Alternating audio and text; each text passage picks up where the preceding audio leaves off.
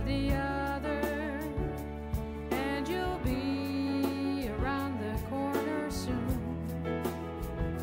Welcome to Liv Label Free, the podcast, where you'll learn to let go of limiting labels and embrace your unique brain. As my mom says so beautifully in her song, Fear is a heavy load to carry. which is why on this podcast, you'll learn the scientific links between neurodiversity and eating disorders, giving you a deeper understanding of how you can face your fears and become truly free. Together, you and me, we will keep putting 1 foot in front of the other.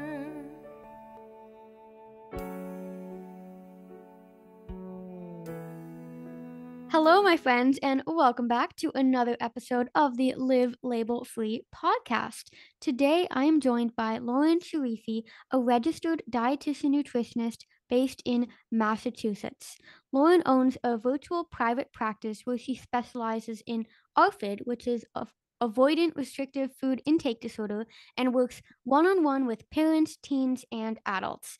She also runs a monthly support group for adults with ARFID.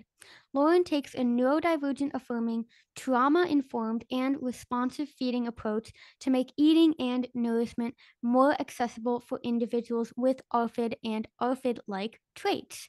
Welcome, Lauren. Thanks, Liv. I'm glad to be here. Yeah, me too. I'm super excited. 'Cause I think the knowledge and just the amount of information and just the information out there about ARFID, especially in correlation to neurodiversity, I think it's just so limited. And I think me and Lauren actually met in real life when I was still living in Boston, and I had shared a podcast with her about like how one treatment center treats ARFID, and they were talking about this like deviled egg plate and having people with ARFID try like 6,000 new foods a week. And me and Lauren were just talking about how like we don't even have ARFID, and that would like already be overwhelming to us. So anyways, I think it's so important to be talking about this with someone who understands ARFID, who works one-on-one with people who actually have this disorder. So kind of with all that said, listeners who are unfamiliar with ARFID or want to learn more are probably wondering like, what the heck is ARFID? So Lauren, can you tell us what ARFID is? Yeah, so like you had mentioned, ARFID stands for Avoidant Restrictive Food Intake Disorder. So it's one of the newest eating disorders that I think it was about 2013 when it was first like in the DSM. So it's like not even 10 years old, super new. So that's one of the reasons why not a lot of people know about it or have heard about it. Like when I tell people what I do, they're like, what's that? So I have to teach them. And so what we kind of know is there's 3 different subtypes of ARFID.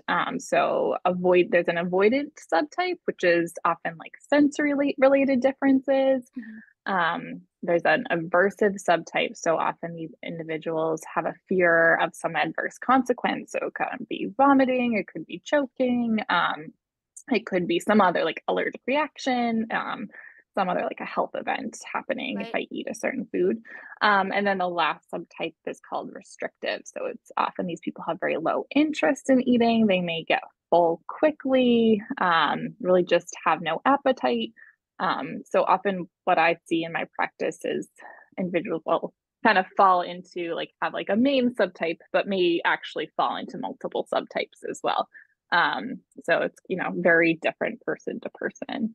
That's fascinating. Yeah, sorry to interrupt, but I didn't even know that there were 3 subtypes. Like I knew like what you were saying about like anorexia and bulimia and like any type of eating disorder, that everyone is so different. And I like I'm Liv Label Free because I don't like the labels. But I think what you just mentioned about like, I think understanding what main subtype a person has obviously can really help that person and help you understand them better.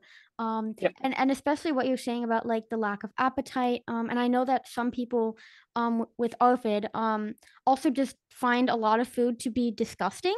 Like I've heard that, and what now my brain is like triggered to like dive into the neuroscience about this. Because I read a lot about like autism and the connection to eating disorders, specifically anorexia.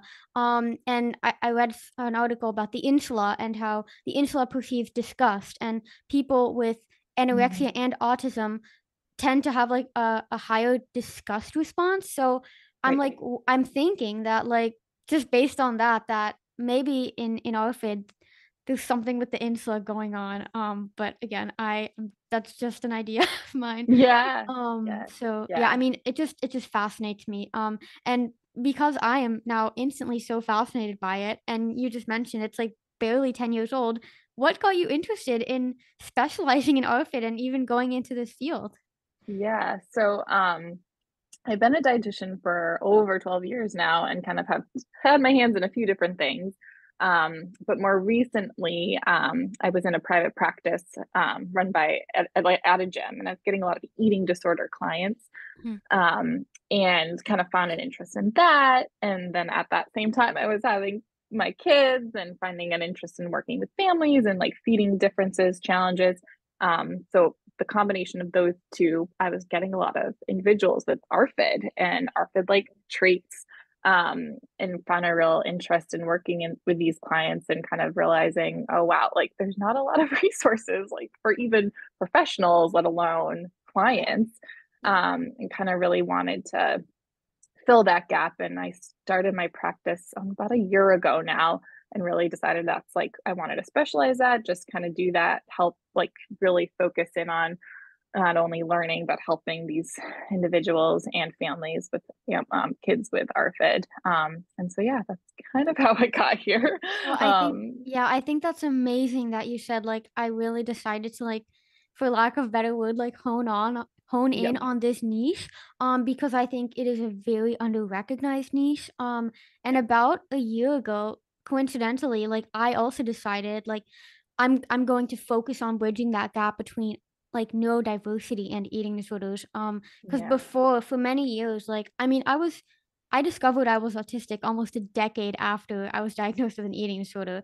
So my whole kind of Instagram account, which I believe I started like over 5 years ago, it was always like eating disorder focused, like recovery from an eating disorder, like extreme hunger, this, like fullness, weight gain, all the things that they talk about, but no kind of hint of autism, because I was like, I didn't know.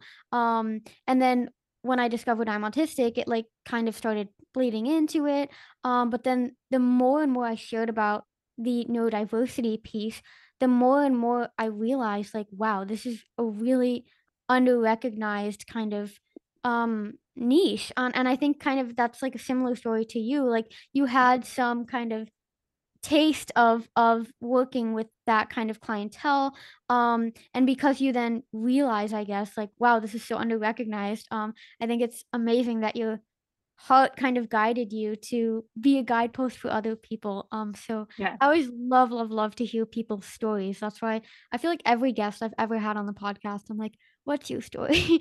So thank you for sharing that. And kind of, and kind of transitioning on to the next question, because like you said, you kind of were working first with like several different eating disorders. I'm really curious, and I'm sure that a lot of people are curious because this is like one of the things that are like people just don't understand it.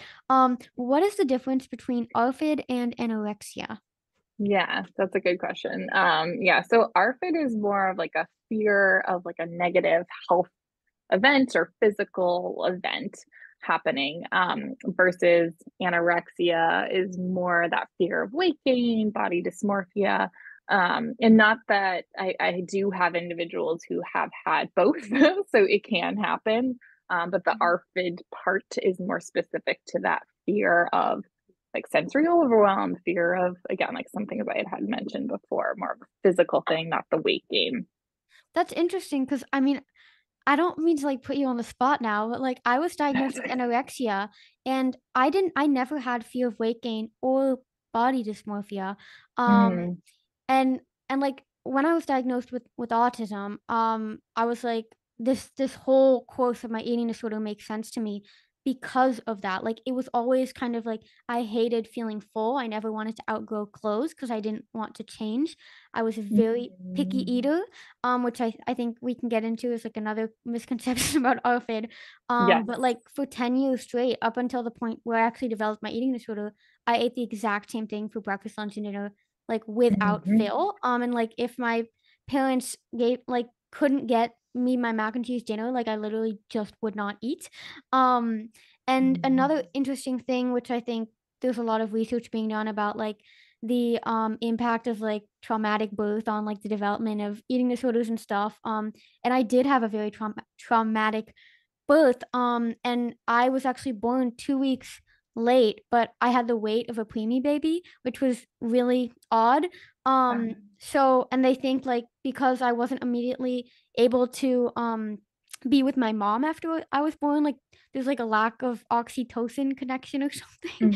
And they think that they have found actually decreased levels of oxytocin in people with anorexia. So a lot of fascinating science Yeah. that I find out. But I am like now, and I've often questioned like in my journey, like after discovering I'm autistic, like was it even ever anorexia that I had?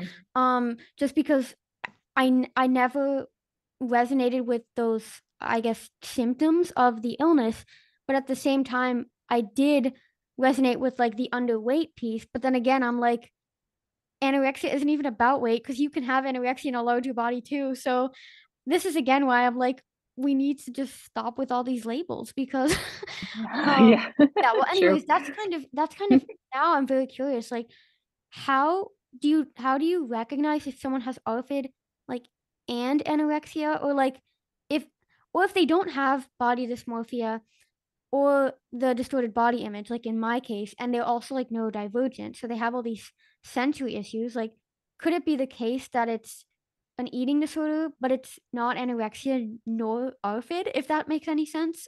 Yeah.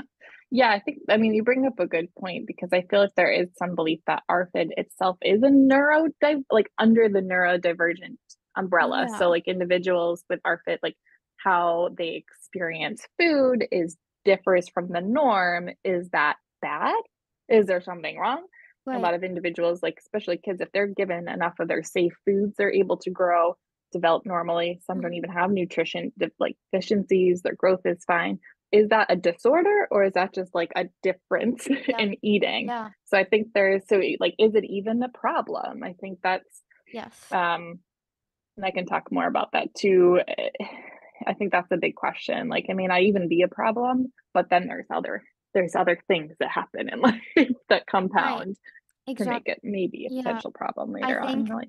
I think that question you just posed of is it what is actually a problem? That's the Yeah. question of life, right? Yep. Because I think it's the same. Like I always advocate for neurodiversity, and in autism specifically, it's technically called in the DSM-5 autism spectrum disorder, but I do not see being autistic as a disorder. I definitely saw my eating disorder as a disorder because that negatively impacted my quality of life. But I think Mhm. when it comes to being neurodivergent, like ADHD, autistic, um, having dyslexia, but being able to like compensate very in a visually creative way, I'm like, it doesn't. I think it's only a problem when we try and fit into this standard world, right? Yes. Like for me, like I became an entrepreneur because I'm like, I can never like in any life work a 9 to 5 job. I cannot work for someone else. I would get fired after 5 minutes because they tell me what to do, and I'm like, hell no, you're not gonna tell me what to do. Because Yeah. I like to be in control, right? And I think that's what led to the eating disorder, and maybe that I think that's now another question that I thought of, because I think for me, the part of the reason why it was anorexia, despite the body image or fear of weight gain, was like that need for control, right? Right. So do you see that manifest like in your patients with ARFID as well? Yeah, yes, I think so. I think, that can definitely be a component of it. I know everybody's so different. Yes. Oh yeah, definitely. Mhm. and now that we are talking about just like neurodiversity and autism, how do autism and ARFID tend to overlap? Yeah, so I think the big one we kind of mentioned too is like that the eating differences. So often a lot of individuals have who are autistic also have like sensory aversions. So that could be like it's often more like the overwhelm. So like a taste, a smell, a texture just can be very overwhelming and not enjoyable. Yeah. So that's like a big one. So that averse bit like in trying to avoid those foods. That's where I think there's like that commonality too of like liking the sameness, consistency. So often there's a lot of like, right, you had even mentioned in your experience too, eating like the same thing for breakfast, lunch, and dinner. Right. And that's, maybe seen in our society as abnormal, but is it? I think that's a very like autistic culture thing Yeah. that I see a lot. Is there anything wrong with that? That Yeah. they're growing normally and they're happy, like totally fine. And then there's also some interoceptive awareness differences. So like some signals are more muted. So like hunger might be muted. So they're not able to tell when they're hungry, and maybe fullness is like intense. So that's Yes. where you feel like, this is uncomfortable. I'm full already. Leading to like maybe inadequate intake. And then other things might be like executive functioning differences, which kind of come out in the adults that I see. So they might have that difficulty like preparing, planning, remembering to eat, all of that, like to get food on a plate if you're preparing yourself can be a lot of steps. And that might be so overwhelming. So there's some avoidance behaviors around that. So yeah, I guess those are like the main things that I see in the overlap. So are any of them that, like, how can you accommodate these things so that they're able to get an adequate intake is a lot of what like I'll help individuals with. So they're able to live their lives. I love to hear that because like literally almost everything you just mentioned, I'm like nodding my head like that's me. Yeah. Because like I talk a lot about interoceptive awareness and interoceptive difficulties. Because I personally do not have reliable physical hunger cues. Like I often have to rely on my mental hunger. And coming from like a period of years of restriction where basically mental hunger was like this is not to be trusted kind of thing. It was really hard to kind of basically give myself permission at some point, like, this is how my body communicates with me, and this is how I have to listen to it if I want to be the healthiest version of me. That was really difficult, and sometimes I do realize, like, if I am really busy and I'm, like, super absorbed in, like, writing my book or doing a podcast or filming a video because that's that like hyper focus mode that Yeah. us neurodivergent could get into, and I like don't eat for several hours, then I end up just like wanting to eat everything but the kitchen sink, and then I'm like, indeed, like, I have a really hard time also sensing, like, when I am full, so in those kind of moments, I'll just keep eating until I'm like, "Okay, actually, like, I just ate way too much," because it's like my body will only signal it to me once it's like, "Okay, physically no piece of food will go into me anymore." Yeah. So it's definitely, like, tricky navigating that, like, still for me, and that's why I always say we're all lifelong learners, like, even though I coach people and help people on this, like, no one's relationship with food is perfect or balanced because that literally doesn't exist. Also, I'm currently reading a book on, like, the polyvagal theory for my, like, book on anorexia and autism, and he actually talks about the term homeostasis and that, the body is constantly trying to go back into homeostasis, but it's never, like, it's never actually in homeostasis because what that means is to be, like, never changing, if that makes sense, but the Right. body is constantly changing, and then another thing you mentioned about, feeling, like, overwhelmed about getting food onto a plate, like, I live alone, so half the time, like, I don't even eat my food off a plate. I'll just, like, go straight for the bread and, Sure, that works. like, take the slice in my hand and smear the butter on, and in Holland, we put chocolate sprinkles on our bread, which all the Americans think are crazy, but here it's, like, the most normal thing ever, and I'm like, Yeah. "Why would I get a plate for this if I can just use my hand?" Yeah. Yeah, and another thing, that I don't know if you see this in your ARFID clients too, is that because I have a hard time like grabbing utensils, I think because I'm just impulsive and don't have the patience for it too, is that I'm Mhm. constantly like washing my hands because my hands, I can't take Oh like yeah. stickiness or just anything on my hands. So Yeah. if I go to make a meal, like I will wash my hands like 30 times. Like it's crazy. Yeah. So do you see Yeah. that in your ARFID clients too? Yeah, for sure. Yeah, a lot of them will have different difficulties touching certain textures or not liking the touch to touch stuff. They'll using a lot of utensils to touch things instead of their hands, and yeah, Okay. for sure. Yep, and a Okay, lot of I'm the like avoidance around that. I was fascinated by ARFID before, but now I'm like exponentially so. I'm like, especially Yeah, because of that neurodiversity aspect.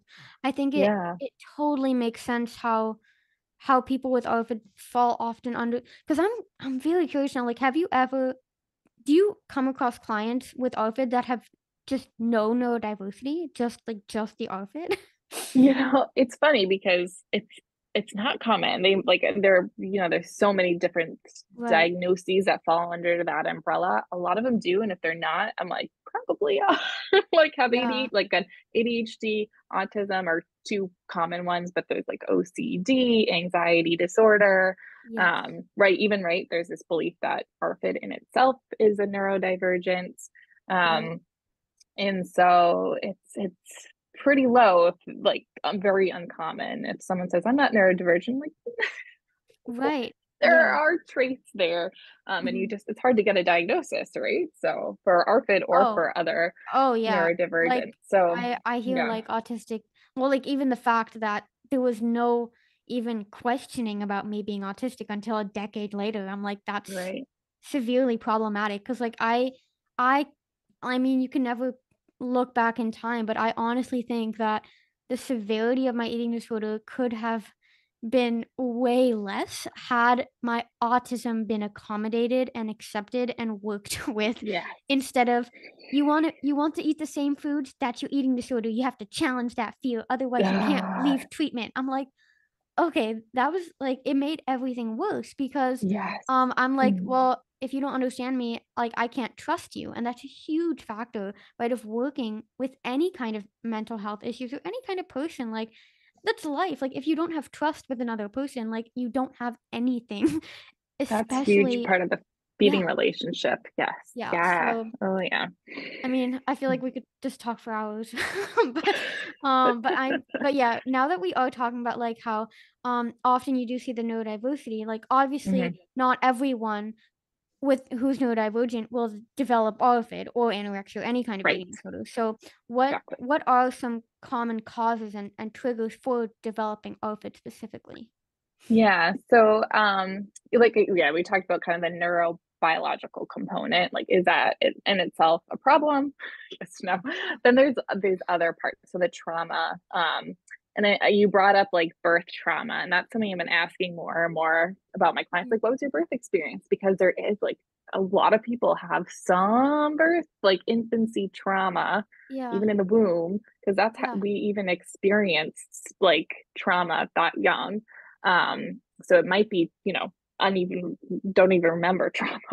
right, It could be like an actual, like, especially adults who maybe didn't have ARFID at all when they were younger, had an event when they were an adult, yeah, like a choking event, vomiting event, allergic reaction, that kind of triggered it. And then there's like sensory stuff.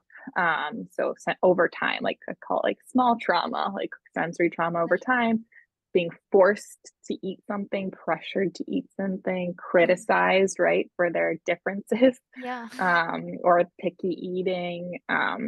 And if there's, again, right, trauma just comes masking, right? That's a big one. And yeah, autistic culture too is like having to mask to seem right, more normal. That's trauma. If there's no accommodations, it's trauma. So that's a big one, right, trauma. yes, Um, and then the cultural social component, I think, is huge too, because if we were like, oh yeah, like your eating's normal, like that's fine, you don't have to change, you don't have to eat a variety of different foods, you don't have like that label of pickiness. You're or demonizing the foods, because a lot of people with ARFID, their safer foods might be what's considered by our diet culture as unhealthy. Right. So if Yeah. there were none of those factors at play, like, maybe there wouldn't be an issue, but they're there. And so that Oh can yeah. make eating more difficult. So those are the big ones. Definitely some sort of trauma in our society on top Yeah. of Yeah. potentially I that feel neurobiological I feel component. like any type of trauma that happens like after birth, I'm like, is just a messed up society. Right. Honestly. Like Yes. I think also like I talk about it in my book too about how like I personally do believe that my eating disorder, now whether it was anorexia or whatever it was a manifestation of my autism, of my neurodiversity, Yeah. especially what you just mentioned about like diet culture too, and like things being unhealthy. Like in when I was in 5th grade, so like literally the time I developed my eating disorder, you learn about health and nutrition, and you have to take like the fitness test and all the things, and you get weighed at school, and you get sent the BMI, like what range you're in, Yes. all the Yeah. bullshitty stuff. But yeah, I just remember like I remember it like it was yesterday, because I think that's like my autistic photographic memory. Sometimes I'll say things that I remember, and my mom's like, "You were 3. How do you even Yeah. remember that?" But I remember sitting like on the rug, like in a circle in 5th grade, and the teacher like pointing out on the whiteboard, like, if you have an apple and if you have a cookie, like you have to eat the apple because the cookie like is gonna give you diabetes. Like I like literally Ugh. remember her saying that, and like ever since that day, I was like, if I eat cookies, I'm going to get diabetes, because I took it so Right. literally because Literally. of the Yeah. autistic mind. Yes. And Yep. I think that like now how you're kind of explaining that trauma can be like small things. Like I think even Mhm. her pointing that out on the whiteboard could be trauma, like considered Yeah, trauma. for So I think sure. that's also a very important thing that I want to emphasize, like for anyone listening, like anything that you believe was trauma, like is valid. Because I think that's another thing in Yes. society, like that's not trauma. Like trauma is only like being physically abused, and I'm like, that's Right. a very very extreme form of trauma. But you also have other forms of trauma. Yeah. So yeah, again, huge misconceptions, and kind of transferring from these misconceptions, what are common misconceptions about ARFID? So yeah, some common misconceptions. One of the biggest ones is picky eating, just picky eating. Oh yeah, yeah. I hear that all the time. And that they'll just grow out of it. Like it's, not a problem. Um, and another one is like, it's again, like it's a problem that needs to be fixed. And I've kind of talked Yeah. about this too, like is the like base issues a problem? And uh I guess another one, like the full like what's recovery and full recovery. And I think big misconception is it's like similar to that with like anorexia, like the individuals gonna love a variety of different foods, they're gonna Yeah. be The able to deviled egg eat plate. normally. Yeah, they're gonna be able to try 60 million things at the same time. And that is not not true. And I think everyone's recovery is so individual and different. It's different for those with the different like subtypes. It's different Right. because everyone's different. Exactly. um Yeah. Yeah, and no, I don't. exactly. Like I say the same thing about like just any kind of recovery or just life, because I'm like, you are a different person, so you can't expect to take the same approach to recovery from an illness that's also different, by the way. Yeah. It's like it Yep. doesn't, and that I think is just a very big problem with the big, massive healthcare system and traditional treatment, just not even for eating disorders, but just for any type of mental health, but then zooming out to like general people. And I think it's more of a sick care system, right? Because it's not prevention, it's more like pill culture, right? Especially in the US. Yes. Yep. Like I remember I had like horrible back pain a couple months ago, and I went to the doctor because I was like, this is not normal, and she goes, here's like 3 painkiller pills, and I'm like, are you kidding me? I refuse, because I'm like, it's Slap. not a pill problem. um Yeah. Slap but a any band-aid on it and it'll Yeah, go yeah. away now. The same with like my missing period when I was like severely underweight. She was like, "Oh, take Mm, birth control, you'll get a period." And I'm like, not even looking at the larger situation of like maybe you're not getting a period because you're severely malnourished. Like, Yeah. yeah, Yeah. it's just very, very odd. But yeah, we were talking about common misconceptions and picky eating. And I kind of got very lost in thought. So I'm That's gonna okay. leave the floor to you again. Yeah. Yeah, those are the biggest ones. I think I'm sure there's more out there, but those are like the common ones. It's time for a quick break to share how you and your loved ones can start to love eating vegetables. Wondering how the heck that's even possible? Well, then you are for sure going to want to listen up and let me tell you about Veggies Made Great. Veggies Made Great is a US-based company that makes eating vegetables both easy and delicious. Whether you want to satisfy your sweet tooth or are craving something savory, Veggies Made Great makes getting in your veggies easier than ever. All of their products have vegetables as the #1 ingredient, and with their extensive assortment of muffins, veggie cakes, frittatas, and stuffed cauliflower bites, you'll get even the pickiest eaters to consume those oh so important greens. On top of their nutritious products, Veggies Made Great also has 2 free communities you can join. Their Vegucator program, and can we take a moment to appreciate the pun? You know, I just love those. Is for health and wellness professionals to connect with other professionals in the field, share feedback, get access to educational handouts and coupons for clients, and much more. The Veghead community, so that's VEG HEAD community, consists of over 10,000 individuals just like you that are always looking for new and exciting ways to fit more veggies into you and your family's diet. When you join, you can win free stuff. I mean, who doesn't like free food? Chat with health experts and sample products so that you can share your feedback and allow Veggies Made Great to become even greater. Your biggest asset is your health and your family's health, so make prioritizing yourself and your family easy with all that Veggies Made Great has to offer. To find a store that sells Veggies Made Great near you and learn more about how to join their free communities, simply visit veggiesmadegreat.com, so that's spelled VEGGIESMADEGREAT.com, and also be sure to let me know what you think of their products. One of my personal favorites are their double chocolate muffins that contain both zucchini and carrots. I mean, talk about having your cake and eating it too. Am I right? Excuse me while I go snag a muffin and dive back into today's episode. Well, now that we are talking about treatment, how is ARFID being treated currently? And I'm especially curious to this one because it is such a quote unquote new diagnosis. Right. Yeah. So yeah, it's a good question because there's right now there's not like one way to do it. There are a few ways that are being used. One big one's called CBT-AR. It stands for Cognitive Behavioral Therapy for Avoidant Restrictive, I guess, eating disorder. Yeah, we have CBT in treatment too. Yeah. I had my dose of that as Yeah. well. Yeah. So that's a lot of like just working on increasing volume of safe foods, for weight restoration, food exposures when appropriate. DBT, so dialectical behavioral therapy, is another therapy that's used a lot of like emotion regulation, coping skill work. And then I know a lot, especially for autistic individuals, systematic desensitization is used a lot in like younger kids.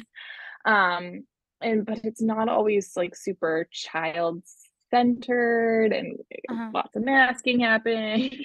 Yeah. This type of exposure therapy work. And then the one therapy that like I use a lot is called responsive feeding therapy. Yeah, I was So about to ask you about that. yeah, so that's like the one that jives most with me. There are components of like CBT-AR and DBT that like I pull from, but responsive feeding therapy is like the underlying. It really works on facilitating rediscovery of like internal cues, so helping with that interoceptive awareness, curiosity around foods, and motivation. So that more intrinsic, internalized motivation to try new foods or just to eat in general, and kind of working in a way that builds skills when an individual's ready, wherever, kind of meeting them where they're at. And I think the biggest thing is it's really flexible, right? So everybody's different, right? So what works for one person doesn't work for another person.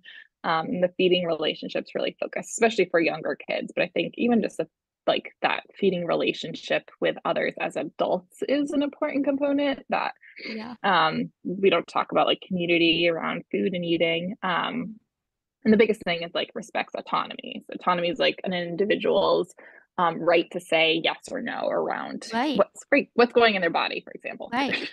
Yeah. Well, exactly. Yep. I mean, it just sounds like your approach is very holistic, which I am all about. And I think that's kind of that whole idea of being label free too, like not slapping a label on it, like this is how we do it. Okay, now I just got that song stuck in my head. This is how we do it. But yeah, I think that especially as an undiagnosed neurodivergent person, for me going through treatment, it was always like this is how we do it. And when I didn't get better, when my disorder seemingly got worse, it was like, oh, you're too complex, or oh, you're hopeless, like because our approach doesn't work. And I've often wondered why healthcare professionals say that to people, and I think it's because they're people too, and by basically saying that it's the patient's fault, they're off the hook.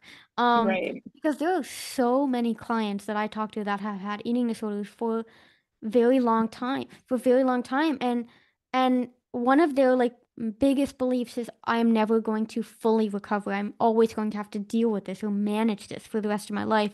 And I asked them, like, why do you believe that? And they're like, oh, because a healthcare professional told me that, like when I was younger. And I'm like, it's like, why? Like, it just doesn't make any sense to me. But yeah, again, that's a whole nother rabbit hole that we won't get into here. But yeah, I mean, I love to hear your approach about how you say, like, I take this responsive eating approach, and I pick from here and I pick from there, and really just always focusing on that individual, and what does the individual need, and the autonomy. Because again, like for me, I think my eating disorder became worse in treatment because when I wasn't agreeing with something, it was like, well, you don't have a say in this, and it was like forced. But that is trauma. That forces trauma, and when you are traumatized, your body is going to respond in a rebellious way. It's going to reject that approach, and then you have like the distrust, you have the tension, and I'm like, how can you ever expect to heal in an environment that is like infested just with tension? Because I again, like I think the root cause of any kind of illness is stress and distrust, like whether it be distrust of the body or distrust of the cells or distrust of anything. So yeah, I mean, I love to connect with people that take that holistic approach, and see people for who they are, because we are all so different and individual and unique. So yeah, so kind of with all that said, and you said you also work with parents and with families, how have you seen that, like parents and supporters and caregivers, like how can they best support people with ARFID? Like what have you seen like that's really helpful, and that works, or that doesn't work? Yeah. I think the biggest thing is like validation, because that's not given often in healthcare. It's like validating that lived experience, living experience, because I mean, they're gonna say this, you're not experiencing that. Like, that's not real. Like what, you can just eat this food. Like, it's not all this rhetoric around it that just doesn't feel supportive.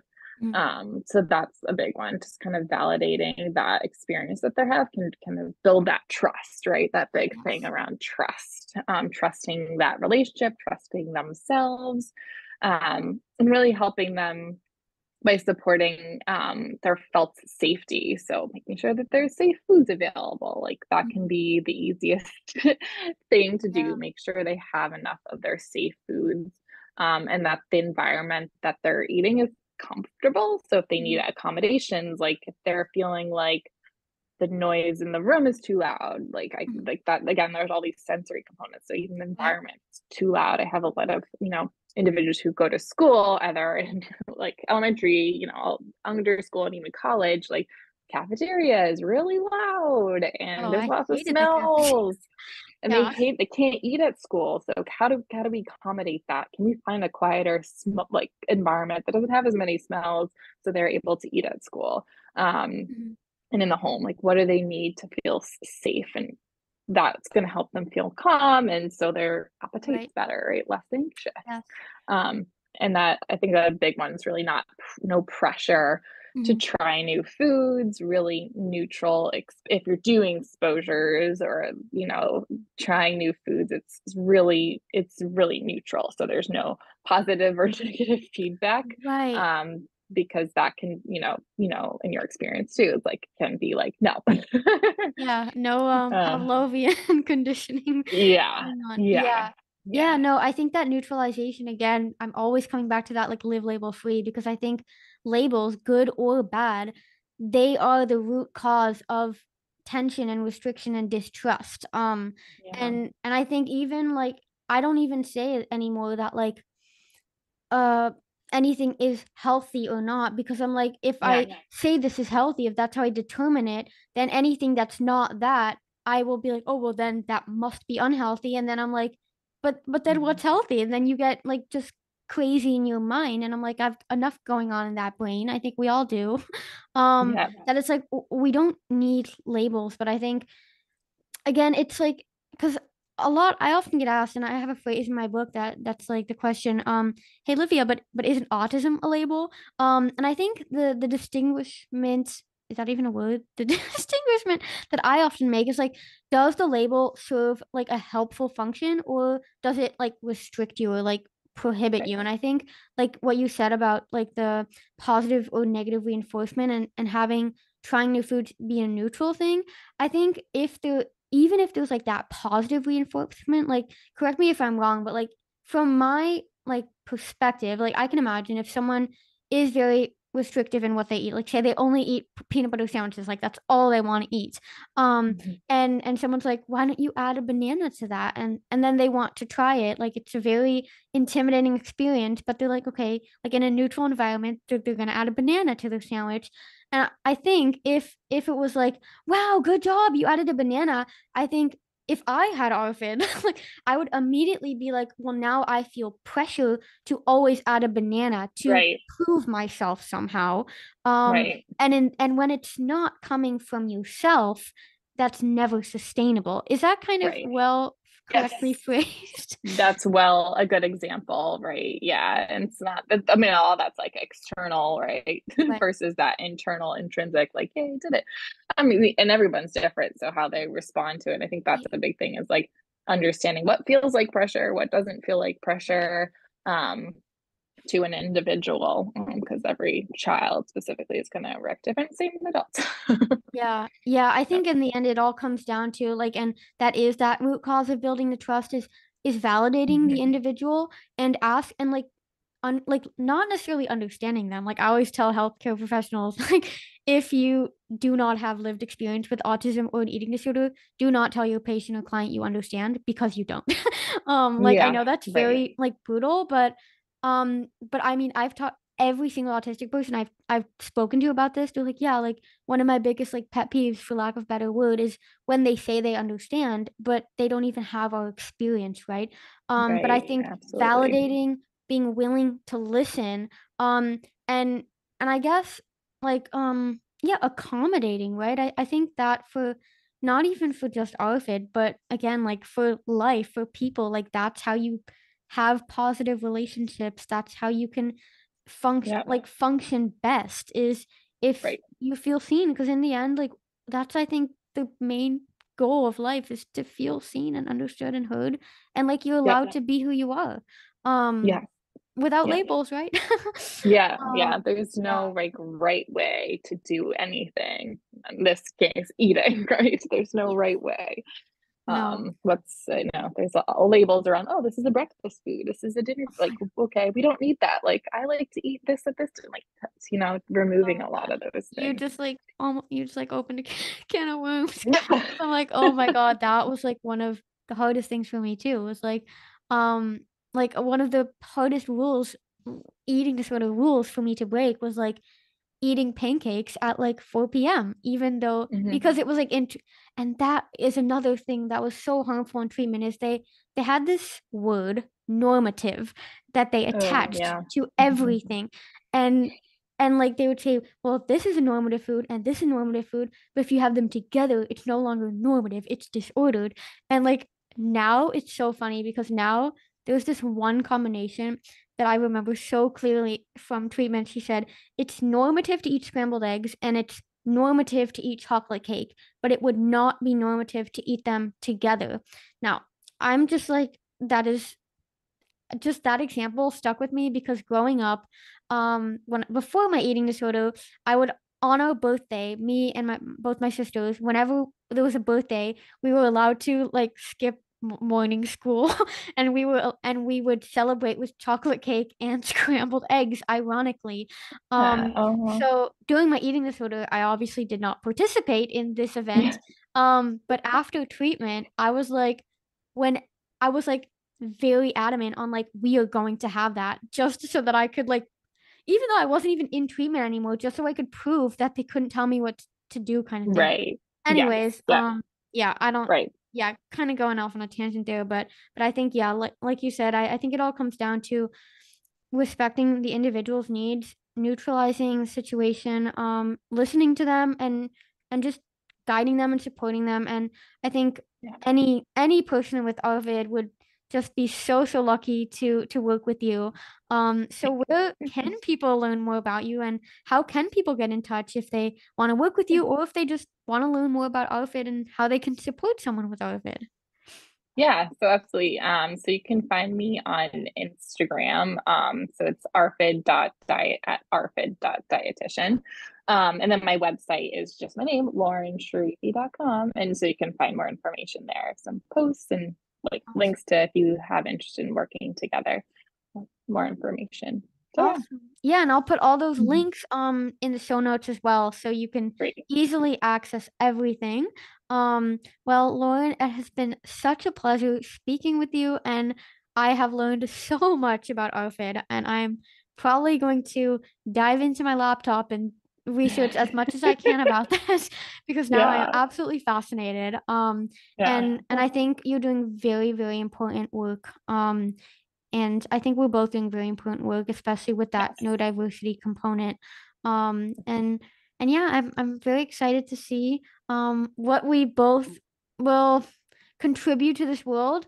Because like I said, we're doing very important work, and we're not contributing to senseless things and big corporations that are just about Yeah. consumerism and money and monopolizing the world. Yep. Facebook, Instagram. Yep. But yeah, anyways, it's been so great speaking with you. And I mean, I'm sure that we'll definitely get in touch again and do another episode in the future, do something together For in the future sure. because Yeah. Thanks, yeah, Liv. this is Yeah. so important. All right. Well, thank you so much, Lauren, again for coming Yeah. on the Thanks for having podcast. me. And then I'll just say bye-bye to all our listeners. And I'll chat with you all in the next episode. Bye. Just one foot in front of the other, and you'll see around the corner soon. This podcast has been recorded by your host, Liv. This podcast has been edited by my wonderful friend Dharma, and the beautiful song One Foot in Front of the Other that you are now listening to was written and recorded by my beautiful mom, Louise Alexandra. I am so grateful for my team and everyone who supports Liv Label Free. Together, we are always stronger.